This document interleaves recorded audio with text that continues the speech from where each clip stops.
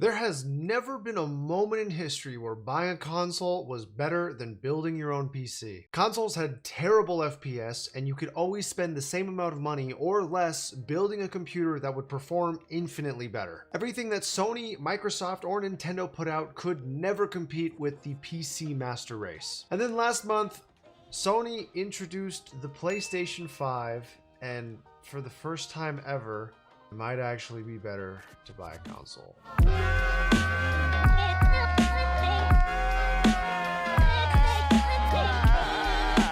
This video is sponsored by Honey. Honey is a browser extension that helps you save money by applying coupon codes to your cart when you're about to check out. The best part is, it's free. Imagine you're on one of your favorite websites about to check out on Newegg, Domino's, or AliExpress. A little box drops down as you're at checkout, helping find you a promo code that applies to what you're trying to buy. All you have to do is click apply coupons and it will automatically search the internet, finding you a promo code. For me, every single time I need to buy keyboard parts off of KBD fans, Honey helps save me money. I add my item to cart, and when I go to check out, I apply any of the coupons that Honey can find me. And as you can see, Honey automatically finds me the best promo code and saves me money every single time I check out. Let's be honest, we all buy a lot of things online, and if Honey can help save you money every single time you go to check out, you are going to save yourself a lot of money. There's a reason they have over 17 million users and have saved people over $2 billion. Honey supports over 30,000 stores online, and by not having Honey installed, you are passing up on a lot of free money. It's free and finds you the best coupon with one click, so go to joinhoney.com/ChristopherYee and install it today. Thanks again to Honey for sponsoring this video. Now let's get back to it. Just so you know what we're up against, here are some of the specs. An 8-core processor clocked at 3.5 gigahertz, a GPU capable of 10.28 teraflops of power, 16 gigabytes of GDDR6 RAM, and an 800 gigabyte NVMe SSD. In English, this thing is badass. Now I know most of you are probably like, why are we complaining about technology getting better? Isn't that supposed to happen as time goes on? Yes, that is supposed to happen. The problem is that somehow all of that only costs $500. For specs that powerful, you would normally find that in an $800 computer. For this video though, we're going to focus on one spec specifically: 10.28 teraflops of power. That is the amount of power that comes from the PS5's graphics processing unit. In case you don't know, a teraflop is a unit of measurement for computing speed. Every graphics card has an amount of teraflops they can output. The equivalent of that power would come from a GTX 1080. And right now, if you try to find that graphics card, even used, it sells for $350, which is basically almost the entire $500 it costs for the PS5. So hopefully, if you didn't already understand the hype behind the PlayStation 5, now you know. It is a lot of performance for not a lot of money. On top of that, Sony has games that are coming out exclusively for the PlayStation 5. So other than the console being priced insanely well, if you want to play classics like Ratchet & Clank, Marvel Spider-Man, and Demon's Souls, and more, then you need to get a PlayStation. So what do? Sell our computers and give up? Honestly, maybe. But before we do that, I'm not going down without a fight. I spent a lot of time trying to find the perfect build, the cheapest yet packed with performance PC that you can build despite how hard it is to find computer parts right now. And I finally think I have something that you guys can build. Just promise me one thing. At the end of it all, let me know what you think. Is this PC worth it? You can leave a comment below, or if you want to have a conversation in real time, you can follow me on Twitch. I go live a few times a week, so if you join my Discord server or have the Twitch app downloaded onto your phone, you'll get a notification for when I go live. Okay, without further ado,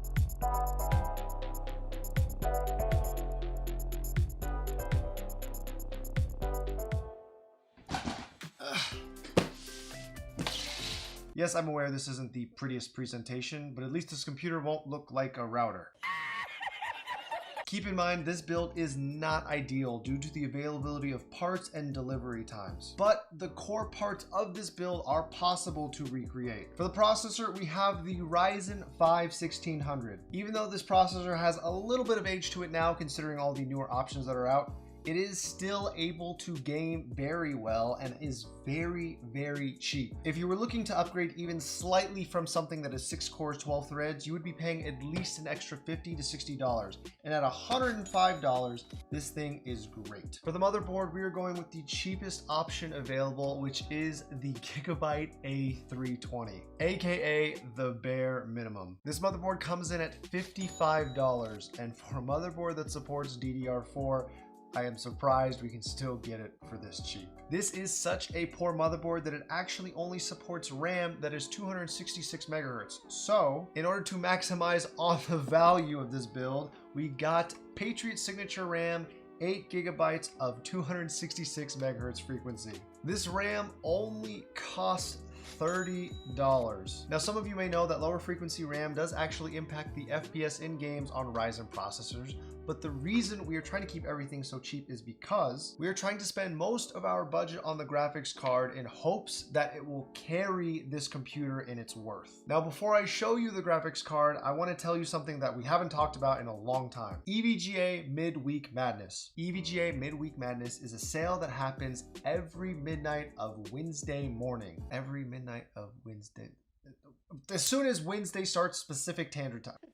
Today, Junior? For a long time, especially considering the current state of things going on in the world, it has been dry. To give further detail, in case you don't already know, it is a sale that is put on once a week by EVGA, selling all of their B-stock products that get returned to them. All of these products are tested, and some of them are just returns that were barely used by customers who purchased them originally. Now, like I was saying, lately, that sale has been absolute garbage. There have been no good parts and no good deals that have gone online. However, these last couple weeks, they have actually been posting a lot of graphics card options for significantly cheaper. There were 2 cards that I bought specifically for this build, and it's up to you to choose which one you would want to go for depending on your budget. Inside here, we have a GTX 1660 Ti as well as an RTX 2060 XC. The 1660 Ti normally sells for about $280, yet this was available for $220. For the RTX 2060, this card normally sells for $350.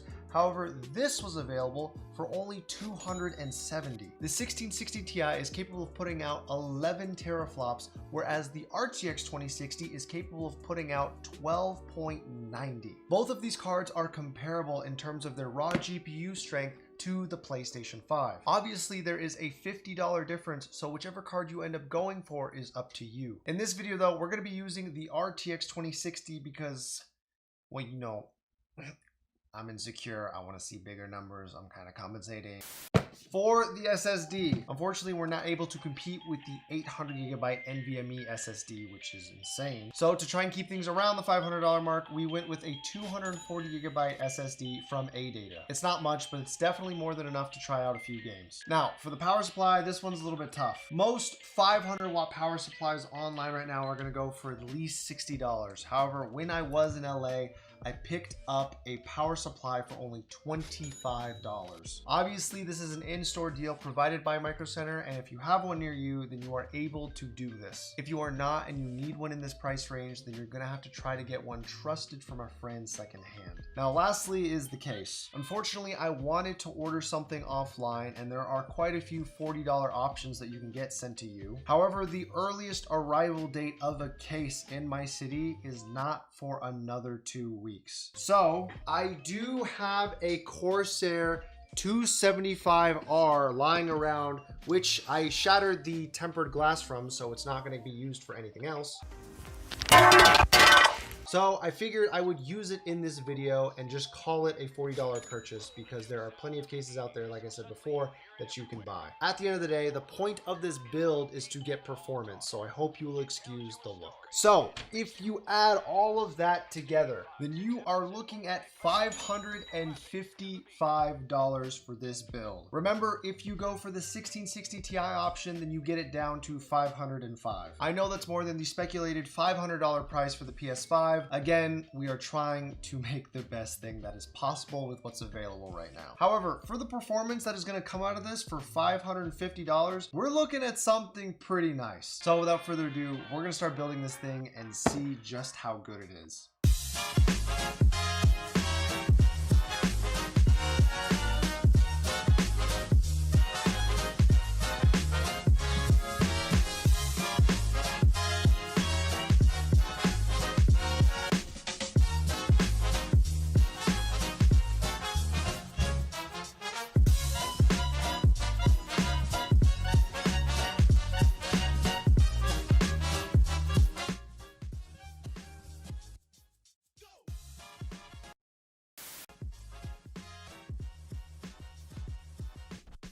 Okay.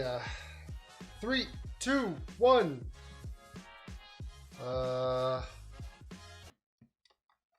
Oh, no, no, no, no, no, no. Hey, okay. Woo. Oh, I thought the fucking. Oh. Yeah. Round 2. Okay, so now that we've got some games installed, we are going to try and see what this thing is capable of.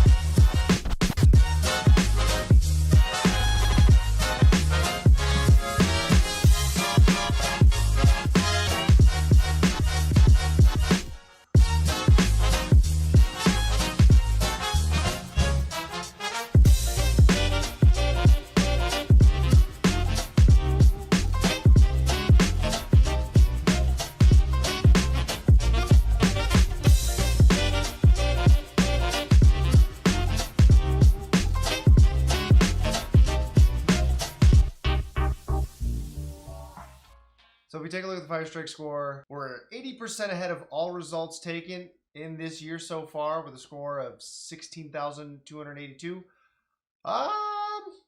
You know, that's kind of where I expected to be. For $550, getting there, can you find any other pre-built that gets to that level? Absolutely not. Can you find a console that gets to that level? Yeah, probably. It's called the PlayStation 5. So, is this computer worth building? Frames wise, I have a feeling that this is going to be pretty identical performance to what you're going to see in the PlayStation 5. I don't think that we beat it performance wise. However, you have to keep in mind, even though there are exclusive titles to the PlayStation 5, there are also exclusive titles to the PC. If you're an esports gamer and you like being competitive, there are still games that you can only play if you have a computer. And honestly, one other perk of going this route that I didn't even touch on earlier is the fact that we have ray tracing technology in a computer that costs less than $600. I cannot think of another budget build on the internet that successfully has this that is not incredibly bottlenecked. So while this thing might not blow the PlayStation 5 out of the water with frames, it still is incredible and is a great option to build, especially considering the times and how expensive computers are. Finding RTX cards and RTX builds that you can put in for a system this cheap is definitely impressive. So if you are looking to build this and recreate it, I will put links in the description so that you guys can try and get this for yourself. It's a very simple build. This is not complicated to put together at all. If you are lost, I have a tutorial on how to build a PC on this channel. But anyways, I hope you guys found this video creative, entertaining, or informative in any way, shape, or form. And as always, have a great day.